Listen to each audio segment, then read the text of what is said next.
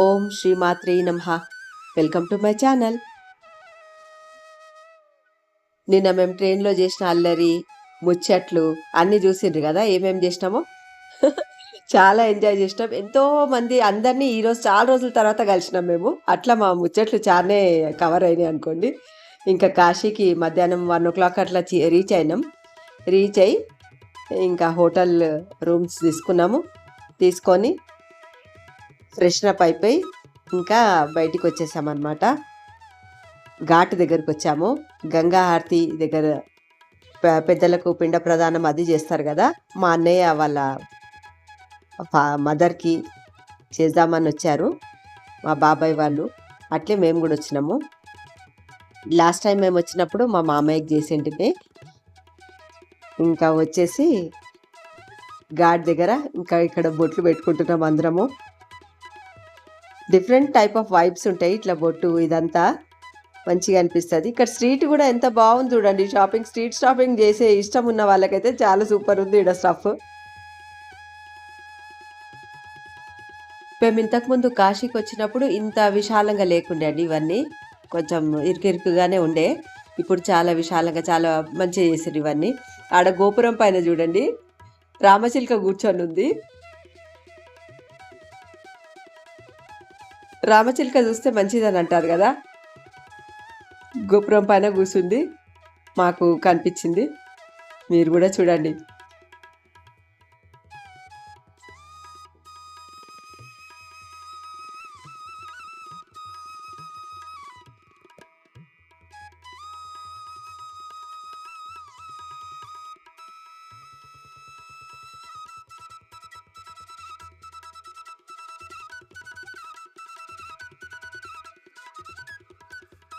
ఇక్కడ పక్కనే food court ఉంది.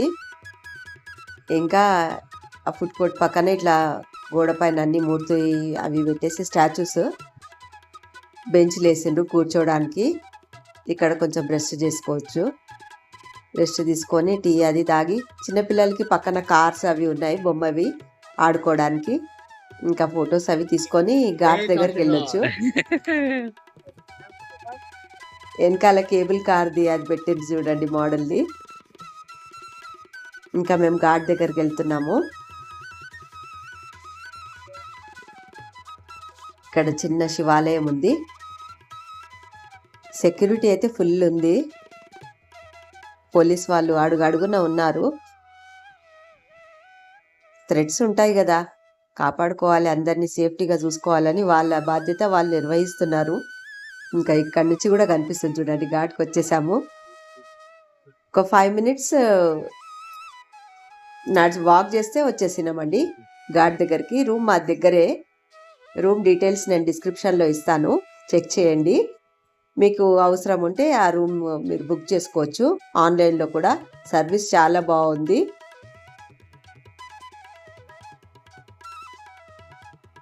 ఇక్కడే అస్సి ఘాట్ ఉందండి.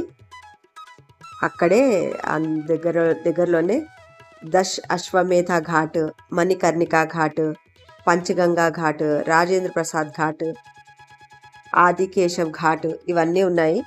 ఎన్నో ఉన్నాయి అన్నమాట. ఇక్కడ హరిశ్చంద్ర ఘాట్ అవి కూడా ఉన్నాయి. అందరు ఆల్రెడీ వచ్చేసారు చూడండి. గంగా హారతి కోసము ప్రిపరేషన్స్ కూడా అవుతున్నాయి. ఎంత బాగా చేస్తుండ్రు కదా ప్రిపరేషన్స్ కూడా.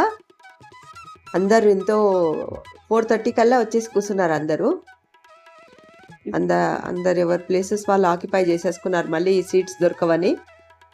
ఇంకా మేము ఇక్కడ గంగమ్మ తల్లి దర్శనం చేసుకున్నాము.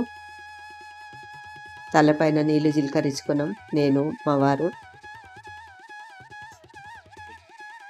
ఇంకా నెక్స్ట్ దీపాలు కూడా వదులుతాము.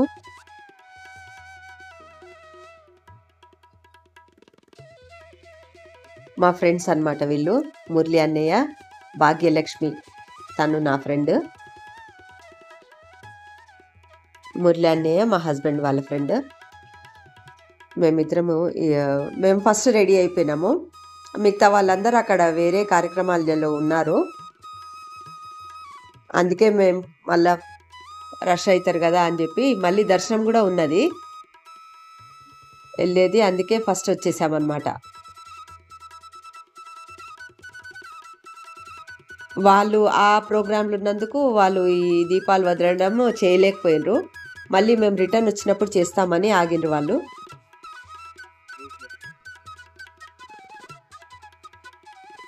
ఇంకా పొల్యూషన్ అయితే చేయకుండా చూసుకోవాలి. కాళ్ళు కడగొద్దమ్మా మెయిన్. గంగా దర్శనం చేసుకోవడానికి పోయినప్పుడు అందరూ దాంట్లో కాళ్ళు ముంచేసి కాళ్ళు చకచకా చెప్పులు అన్నీ కడుగుతారు. అట్లా కడగొద్దు, తప్పు.